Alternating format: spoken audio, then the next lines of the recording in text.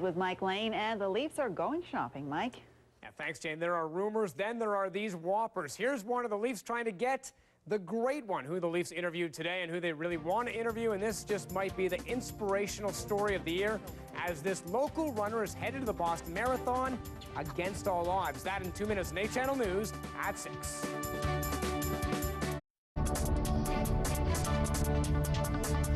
Welcome back in sports. For the past 112 years, these three words have been surrounded by pageantry, intrigue, and intimidation. The Boston Marathon is thought to be one of the toughest tests in all of sport, and a local runner has just punched his ticket to Beantown in a way no other Canadian has, against all odds.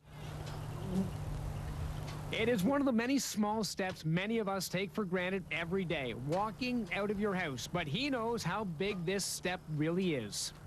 If I can do it, they can do it. Ever the inspiration, Rick Ball is getting set for his daily run in Orillia, just a couple of days after qualifying for the Boston Marathon in style. An unofficial Canadian record, yeah. Not his time, but his triumph. In the Mississauga Marathon on Sunday, Rick ran 42 kilometers in 3 hours and 17 minutes, qualifying for Boston with 3 minutes to spare. It's like a dream come true for me to go to Boston, especially... It's actually unbelievable when you consider at 42, Rick only started running 8 months ago after getting his new leg.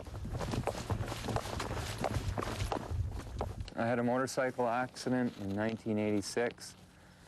I was riding my motorcycle the one direction, and there's a pickup truck in the other direction. And at that point, Rick had to choose a direction for the rest of his life. I felt sorry for myself the first couple of weeks, and then my brother wheeled me around the head injury ward, and I realized that there's people worse off than me, and I wasn't going to let this disability stop me.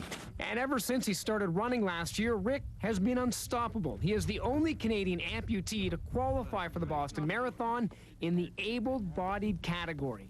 I wanted to show everybody that me being an amputee, that it wasn't gonna, it just drove me even more. His coach, Roger DePlink, didn't qualify on Sunday, but couldn't be happier. Rick did. It was a case where student surpasses teacher.